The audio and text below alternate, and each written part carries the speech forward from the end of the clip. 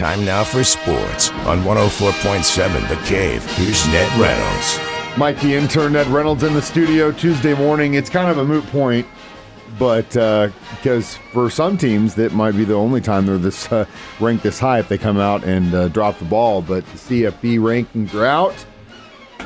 Ohio State at number one. And that's no surprise at all. These are the official Associated Press rankings, which really is the hallmark for all the rating systems. It's the oldest and the one in which there's most credibility. They think the Buckeyes will be the number one team in the country, and they have picked Oregon to be second, which is a surprise. Ohio State and Oregon are both Big Ten conference teams, so with having said that, you would think the two of them will play for the Big Ten championship. We'll see. Georgia picked third, Notre Dame fourth, and Texas 5. They are the top 5 teams in the top 25 that the Associated Press has ranked. Here's an interesting little factor. Top 25 teams, Missouri State is playing 2 of them. The number one team they're playing, I should say, is the 8th-ranked team, Texas A&M. That's their opener. And then later on in the season, I think it's 2 games after that, they play the number 19 team in the nation, Southern Methodist. So this will be a nice little challenge for Coach Woods and his team. Missouri is ranked 25th.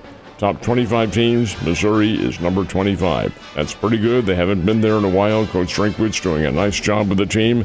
And that, in essence, is a nutshell of the top 25 teams. But Ohio State, Oregon, Georgia, the top 3. Baby, college football is coming back, too, and that makes me a happy man. Hope so. Von Miller back in the NFL, just in a new role this time. A rookie at 16 seasons in the NFL. That's how Von Miller's been around, folks. He's one of the hardest-hitting linebackers there is in football.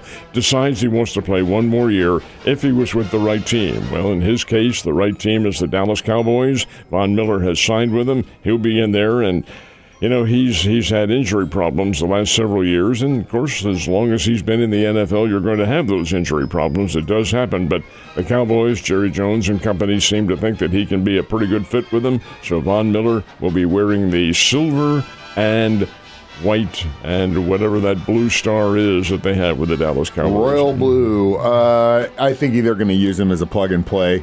You know what I mean? Maybe third down, third and short situations, third and long situations, but he's definitely not playing every game, every match, or every down. Speaking of matches, though, the Williams sisters were on the court last night. How'd they do? They can play. I'm very impressed. Venus is 46, Serena's 45. They had not played together in 4 years. Now, keep in mind, when they did play together, they were the 14-time Grand Slam doubles champions, 3-time Olympic gold medalists. They can play the game. Haven't played in 4 years, decided they're going to come back this year, and indeed did play last night in the Cincinnati Open, which is one of the annual preludes to the U.S. Open.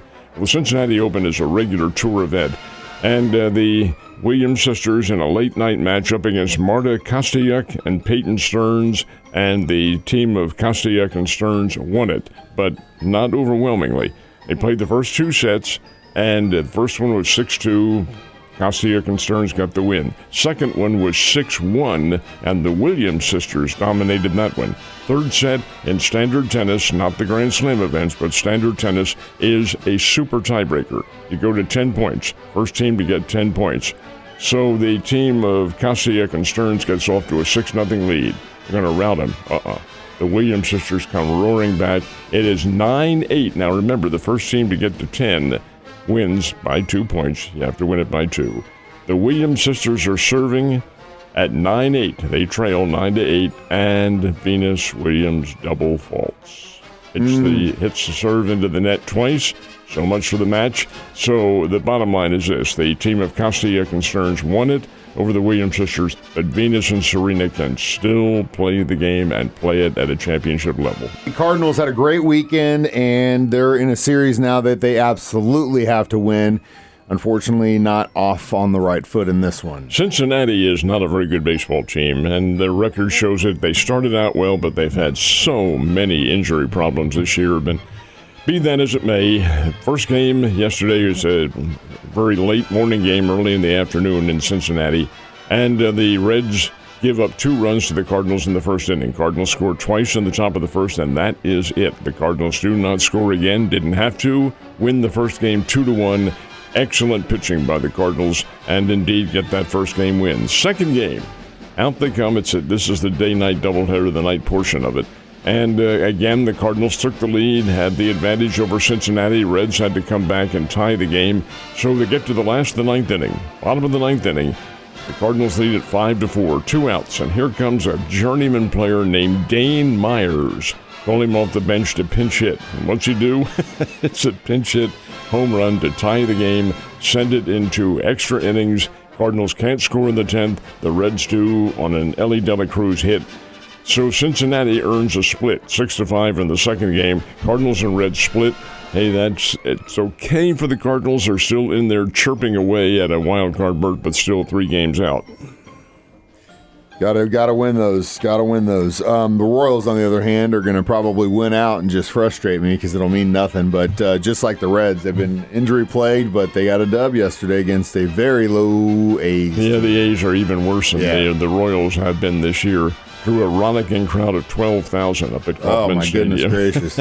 That's like a hot night at Hammond's. Well, it would be a great crowd at Hammond's, but it would be an average crowd at football games. Oh, yeah. At Plaster. Oh. But be that as may, 12,000 on hand. Bobby Witt Jr. had 3 RBIs. Jack Caglione and Salvi Perez had a couple of them. Michael Waka pitched well. Royals win the game by a score of 9-5 over the Athletics, and that's what they call the team. They don't go by Sacramento because they're not going to be there too much longer. They've moved to Vegas, so they are just the Athletics, and indeed a win for Kansas City. Royals are playing well, folks. They've got a nice little ball club. It's going to be too late this season, but be that as it may, certainly hope for 2027 if there is a 2027 season.